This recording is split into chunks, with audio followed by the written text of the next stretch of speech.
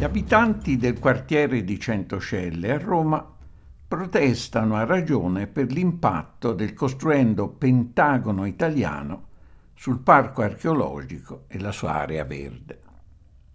C'è però un altro impatto, ben più grave, che passa sotto silenzio, quello sulla Costituzione italiana.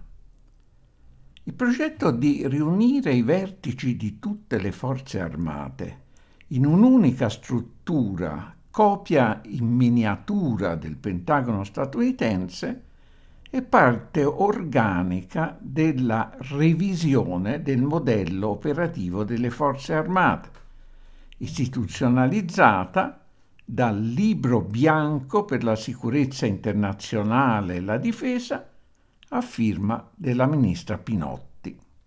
Allora, cominciamo con il Libro bianco della difesa. Questo è il documento che ha ispirato il provvedimento di legge che abbiamo approvato oggi in Consiglio dei Ministri. Esso sovverte le basi costituzionali della Repubblica Italiana, riconfigurandola quale potenza che interviene militarmente nelle aree prospicenti il Mediterraneo, Nord Africa, Medio Oriente, Balcani, a sostegno dei propri interessi vitali, economici e strategici.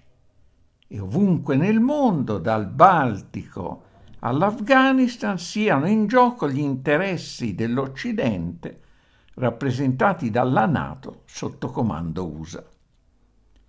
Funzionale a tutto questo è la legge quadro del 2016, che istituzionalizza le missioni militari all'estero, attualmente 30 in 20 paesi, finanziandole con un fondo del Ministero dell'Economia e delle Finanze.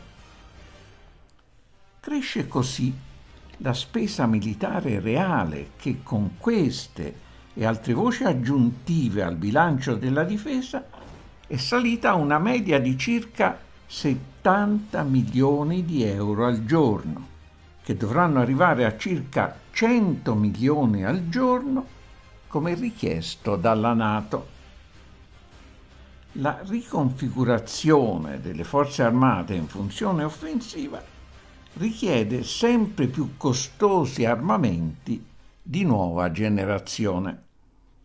Ultimo acquisto, il missile statunitense AGM-88E, versione ammodernata, costo 18,2 milioni di dollari per 25 missili, rispetto a precedenti modelli acquistati dall'Italia. È un missile a medio raggio, lanciato dai cacciabombardieri per distruggere i radar all'inizio dell'offensiva, accecando così le difese del paese sotto attacco. L'industria produttrice, la statunitense Orbital ATK, precisa che il nuovo missile è compatibile anche con l'F-35. Il caccia statunitense della Lockheed Martin, alla cui produzione l'Italia partecipa con l'impianto Faco di Cameri gestito da Leonardo, già Finmeccanica, impegnandosi ad acquistarne 90. Il primo F-35 è arrivato nella base di Amendola il 12 dicembre 2016, facendo dell'Italia il primo paese a ricevere, dopo gli USA, il nuovo caccia di quinta generazione, che sarà armato anche della nuova bomba nucleare B-6112. L'Italia però non solo acquista, ma produce armamenti.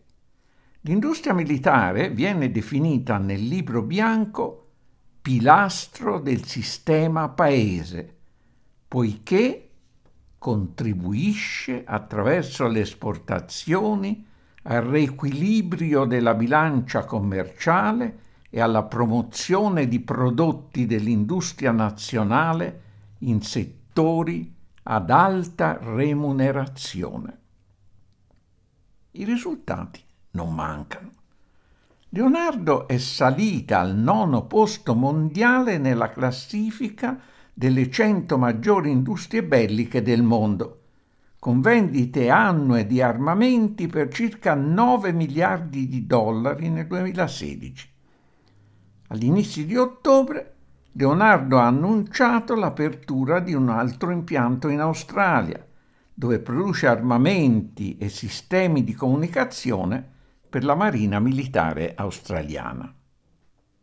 In compenso, per spostare sempre più la produzione sul settore militare, che fornisce oggi a Leonardo l'84% del fatturato, sono state vendute alla giapponese Hitachi 2 aziende Finmeccanica, Ansaldo STS e Ansaldo Breda, leader mondiali nella produzione ferroviaria.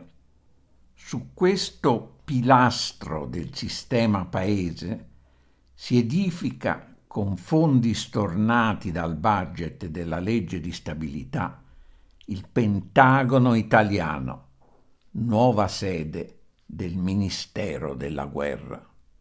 Inizio countdown.